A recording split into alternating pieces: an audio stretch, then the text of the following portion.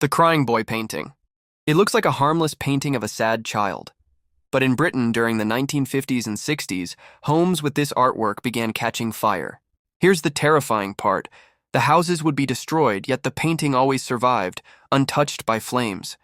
Newspapers reported dozens of these unexplained fires, all linked to the Crying Boy. So many people believed it was cursed that owners burned or hid their copies, too afraid to display them. Robert the Doll. In Key West, Florida, lives a doll you should never disrespect. Robert the Doll was given to a boy named Robert Otto in the early 1900s. Soon, strange things began happening.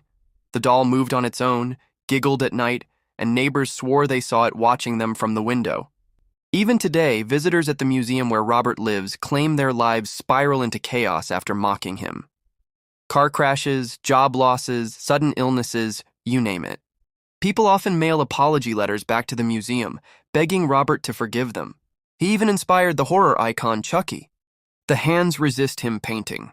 This 1972 painting by artist Bill Stoneham shows a boy, a doll, and countless ghostly hands pressing against a glass door. When it was auctioned on eBay in 2000, the sellers claimed the figures moved at night. Sometimes the boy would step out of the frame while the doll threatened him. Children who looked at the painting fainted or screamed. Adults reported nausea, blackouts, and electronics failing near it. Today, it's infamous as the world's most haunted painting. Creepy enough? Well, here's something scarier. Only 3% of viewers are subscribed, while 97% are not. That means almost everyone watching right now hasn't joined the channel. If you like haunted history and eerie mysteries, break the curse. Subscribe now. Busby Stoop Chair.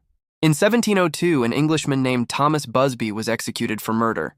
Before he died, he cursed his favorite pub chair, declaring that anyone who sat in it would meet an early death. For centuries, the curse seemed real. Soldiers, locals, even delivery men who sat in the chair later died in accidents. The reputation grew so strong that the chair was eventually removed. Today, it hangs on a wall at the Thirsk Museum, out of reach. No one dares sit in it again. Annabelle the Doll. Forget the Hollywood version. The real Annabelle is even worse. In the 1970s, nursing students in Connecticut owned a Raggedy Ann doll. Soon, it began moving on its own. A psychic claimed it was possessed by the spirit of a young girl. But demonologists Ed and Lorraine Warren revealed the truth. The doll was a vessel for something darker, an inhuman spirit.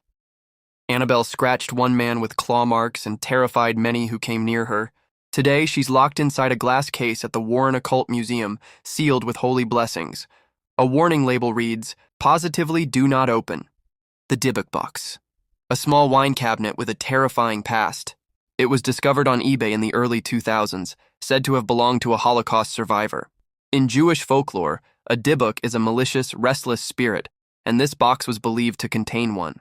Every owner reported nightmares, shadowy figures, strange smells of cat urine and jasmine, and streaks of terrible luck. The Dybbuk box inspired the 2012 horror movie The Possession, but the real artifact is locked in Zach Bagans' Haunted Museum in Las Vegas. Even seasoned investigators refused to touch it. Which one gave you the biggest chills? Let me know in the comments. If you enjoy haunted history, mysteries, and the unexplained, hit subscribe now so you don't miss what's coming next.